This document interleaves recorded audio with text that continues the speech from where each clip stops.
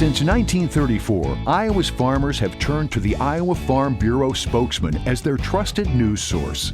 Now, the spokesman speaks. Listen in and hear from leading experts on topics important to farmers and agriculture. Now, here's your host, Lori Johns. Welcome to the Spokesman Speaks podcast. This is our September 9th edition. We always have great info from experts in a variety of fields. Don't miss your chance to learn from them. Even if you've missed a previous Spokesman Speaks podcast, you can find all our past episodes listed in your favorite podcast apps, including Apple Podcasts, Google Play, Spotify, Stitcher, iHeartRadio, and more. So if you've got a long car ride somewhere, or you find yourself with some downtime, be sure to check it out. This week's podcast episode includes information for livestock farmers, hog farmers in particular. You've probably heard about African swine fever. The damage this virus can do is serious. In fact, in China, this virus has killed more pigs than we even raise in this country. African swine fever isn't in the U.S. right now, but don't wait to educate yourself about it. And on that note, Dr. Andrew Hennefant is a veterinarian and emergency management coordinator for animal health for the Iowa Department of Agriculture. Your spokesman editor, Dirk Steimel, interviewed Dr. Hennefant about this dangerous swine fever virus. The goal is to help Iowa farmers guard against it.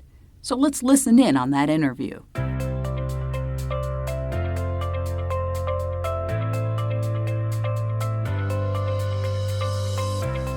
Okay, Dr. Hennefant, let's start with the basics. What is African swine fever?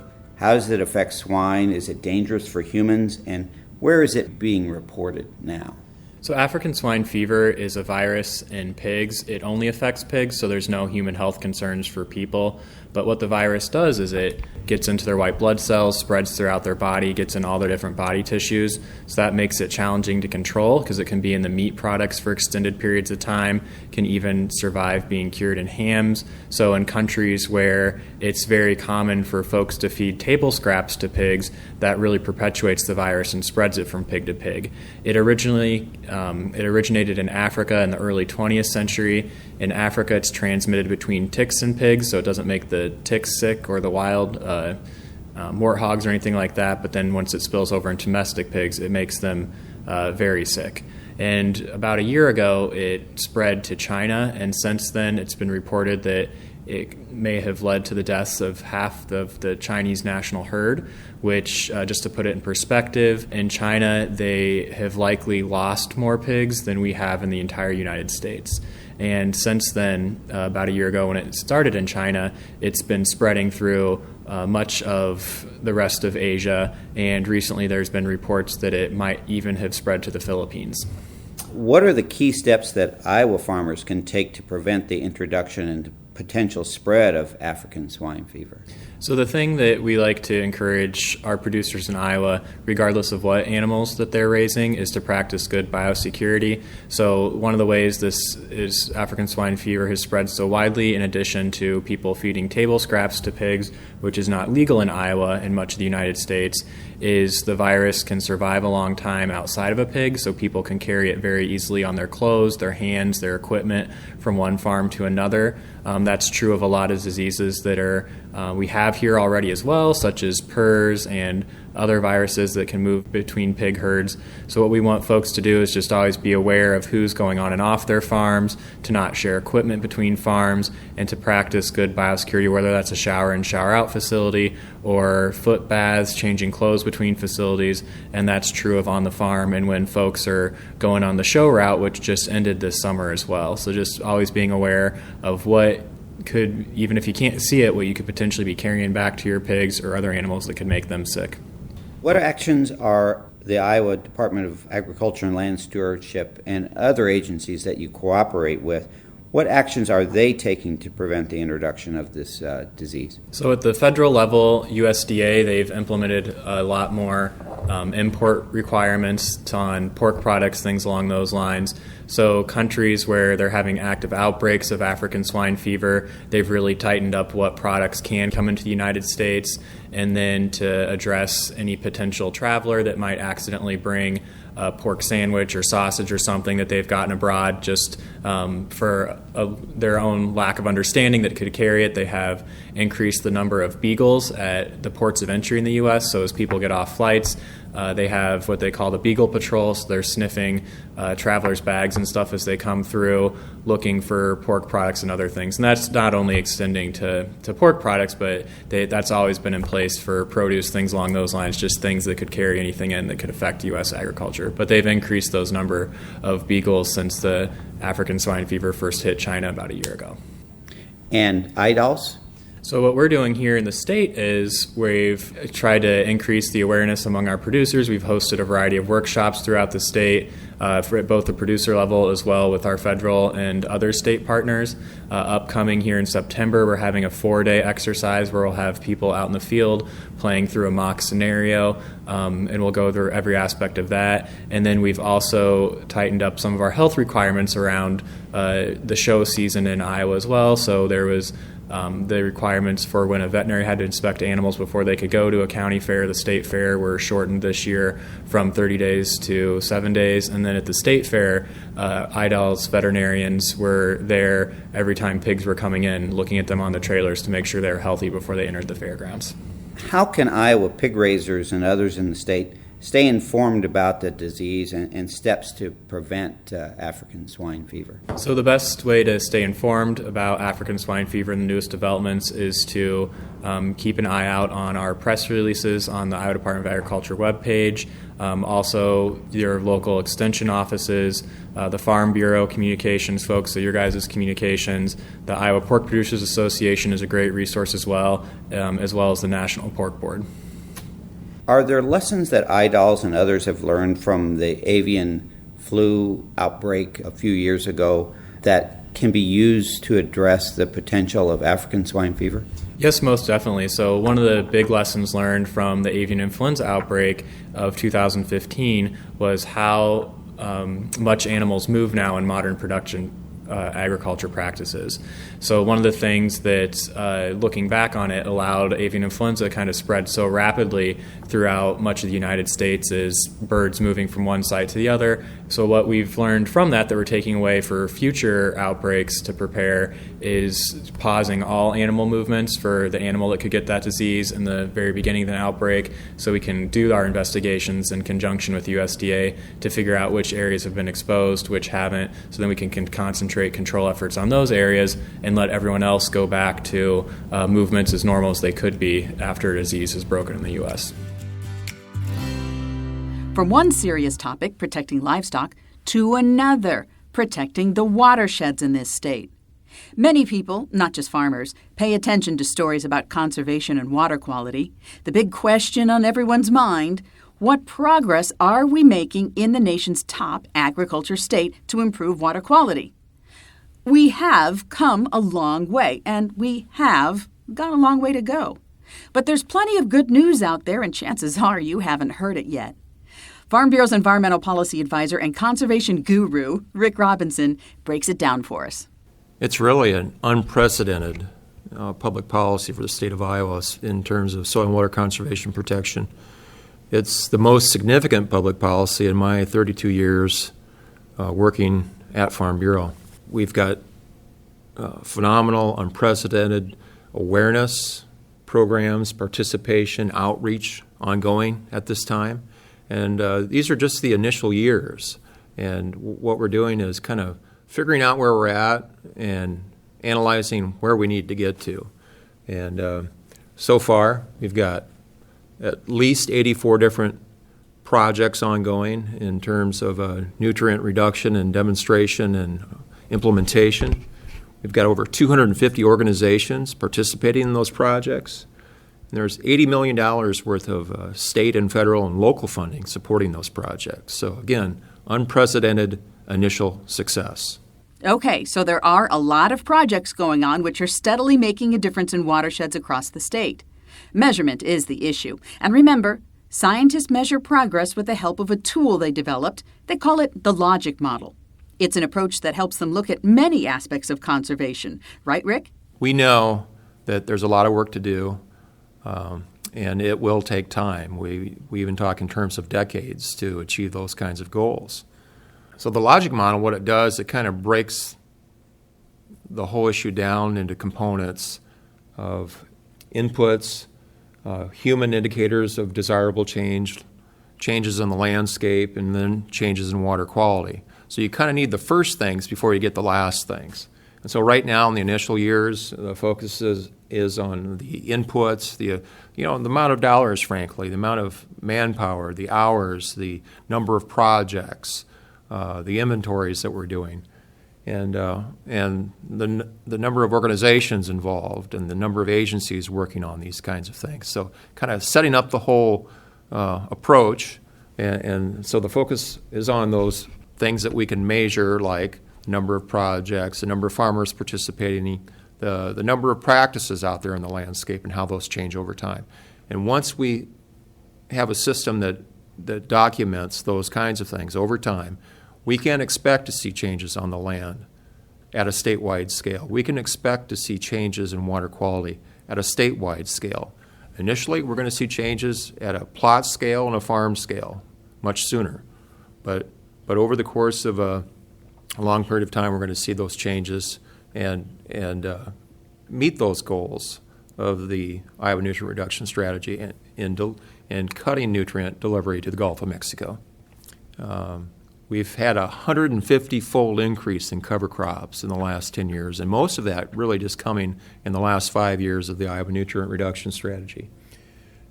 We've had as many as 8,000 farmers participating in nutrient-reducing technologies and cost-share programs, trying out some of the cover crops, a no-till, strip-till, and nitrogen-reducing technologies on their farms. We've got more than 76 research projects that are ongoing or have been completed so far in the state of Iowa, research that will lead to new technologies to help us do better in the future. We've got over 154 municipal and industrial waste treatment plants that are analyzing their permits, they're analyzing their nutrient reduction technologies, and more than 40 have already committed to new technology at those plants that will reduce nitrogen and phosphorus into receiving streams from the outfalls of these plants. We've got a new inventory of the phosphorus-reducing practices in the state of Iowa. First of its kind approach using LIDAR and aerial photography to get a better sense of what's out there in the landscape and how has that changed over time. We also have a new survey method working with agribusiness retailers and certified crop advisors to get records from farmers and what they're doing on their farms in terms of the tillage and nutrient management practices. So those are just some of the initial highlights, I would say, of the nutrient reduction strategy in the first 5 years. The Iowa Department of Natural Resources conducted a best management practice mapping project. So what they did, they took LIDAR and aerial photography and looked at a baseline period in the 2000s and went back and compared that to the 1980s. And they identified over $6.2 billion of mostly of phosphorus-reducing technologies of structures like terraces, like grass waterways, like sediment control basins, those kinds of practices, and identified them as existing during that baseline period of 2007 to 2010. So by the time the Iowa Nutrient Reduction Strategy had actually started in 2012, we'd already had a 22% reduction in phosphorus loadings in Iowa. And that's primarily due to the adoption of no-till, strip-till, soil erosion practices that have been focused on during that period of time. And so that's tremendous progress. That's a great sign for the future. We know that we can make additional progress using the lessons learned from that focus on phosphorus reduction and apply that to nitrogen reduction. And so that's kind of the thought. Now, on the nitrogen side of the equation, during that baseline comparison, we found that from the 1980 to 1996 baseline period, nitrogen loadings actually went up a little bit, about 5% during that period of time, but we had increased corn acres during that period of time. So it's not totally surprising, but again, we're going to apply the lessons learned on the phosphorus side of the equation to the nitrogen side of the equation going forward, and we're very encouraged that we're going to see that kind of progress over time on the nitrogen side as well. And one other big point is that Iowa now has its own sustainable funding stream for these programs going forward. The Iowa legislature has approved $270 million over the next 11 years for these nutrient-reducing practices and programs. And that's ramping up very quickly here in the next 2 years and will be sustainable for the next 11 years. This is a phenomenal, unprecedented effort that I have not seen in my professional career in 32 years. It's the most significant soil and water conservation sustainable program that the state of Iowa has funded in that period of time.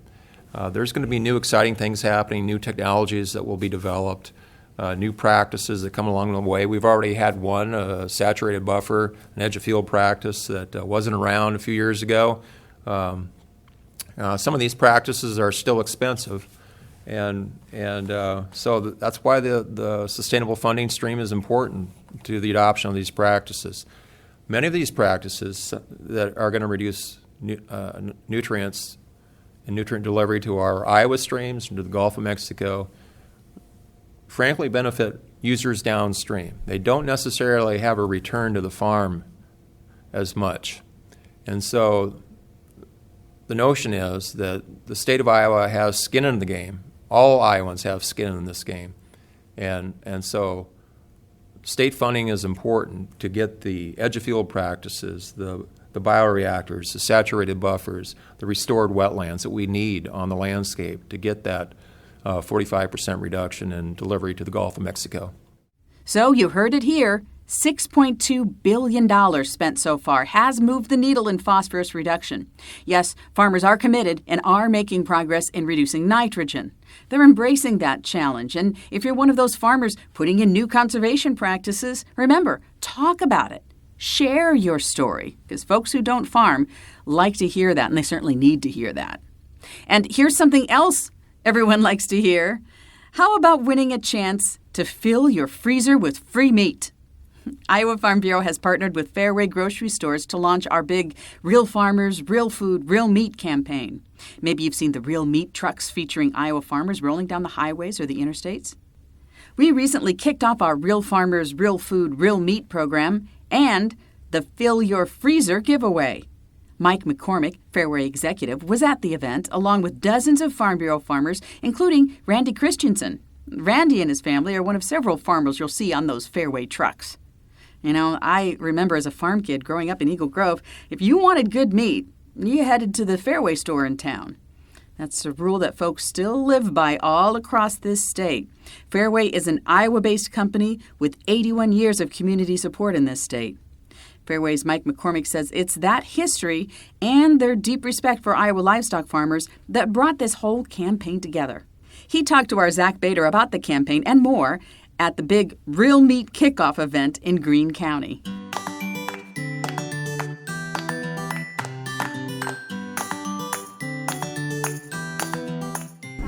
The meat department at Fareway is what it's all about. It's what makes Fareway special. We do it different than anybody else. So that tie-in was a natural one for us at Fareway. And so excited to kick this program off with the 5 truck wraps. We're rolling, with this event. We're also kicking off a Fill Your Freezer bundle promotion with Farm Bureau. So at all 107 Fareway locations in Iowa, one customer will have the opportunity to win a $200 fresh meat bundle. So that's a really exciting promotion for us. It gets everybody involved across the state of Iowa, everybody a chance to win. So we're super excited about that. That's kicking off this week and then goes all the way through the month of September. Anything else that you can kind of let people know that they might be seeing in their local stores coming up here? Sure. As part of the contest, we'll have special signage at the meat markets of all of our Iowa stores. On our digital screens, there will be a call out for this Fill Your Freezer Bundle promotion. So our website will have that. It will be promoted on our social media as well as tied into the Farm Bureau social media. So we're excited that these are just come the first steps, hopefully with Farm Bureau, and that we can continue to grow this partnership. Zach also spoke with Randy Christensen about what it's like to be one of those farmers involved in the Real Farmers, Real Food, Real Meat campaign.